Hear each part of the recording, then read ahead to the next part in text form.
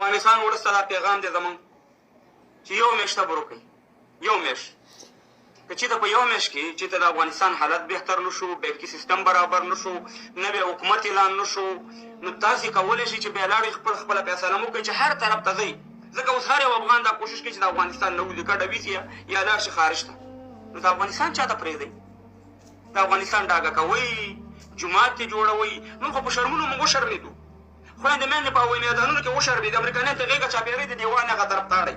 ماشومان د امریکایانو په جادونو کې ماشومان پیدا شو د افغانانو د ښځو. نو کم بېعزتي چې موږ ته راوانه وړېده. د دې بېعزتۍ بدل به څوک وایي؟ موږ پوښتنه کوو د دې ذمهوار څوک دي؟ کوم افغان به نر به راوچت شي چې د دې امریکایانو د دې بېعزتۍ والي بدل والي چې دا زموږ خویندې میندې په غېږو کې نیسي هغه طرف نه اړئ. په افغانستان اوس هم اشغال دی که نه؟ ځکه د امریکایانو پوځیان هلته پراته دي په هوایي میدان کې، د برطانیانو پراته دي، تیارې په خپل سر اوچتېږي چټېږي، بار والې د پاسه ګرځي. صاحب مهربانه په زرهاوو امریکایان خارجیان بغیر پاسپورټه بغیر ویزې دلته راغلي. دا په کوم قانون چا ورته د اجازه ورکړې ده چې دلته اوسېږي؟ ما خو ځکه درته موږ ته ویل چې ډېرې غټې غټې مه ووایئ.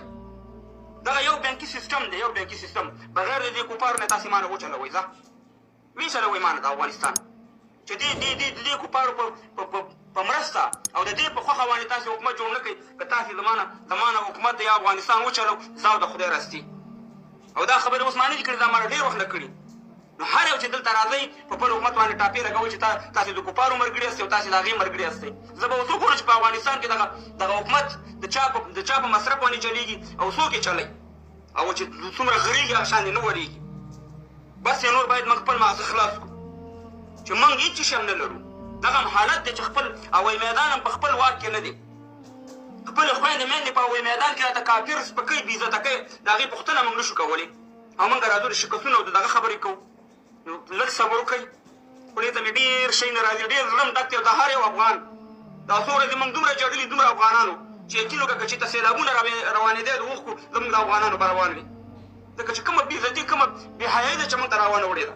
نو لږ صبر وکړئ، میاشت صبر وکړئ، منډې مه راوهئ چې دا د جلال آباد نه کابل ته موټر ځي، بس هر یو ورته راخېږي چې بس ما خارج ته ویسه.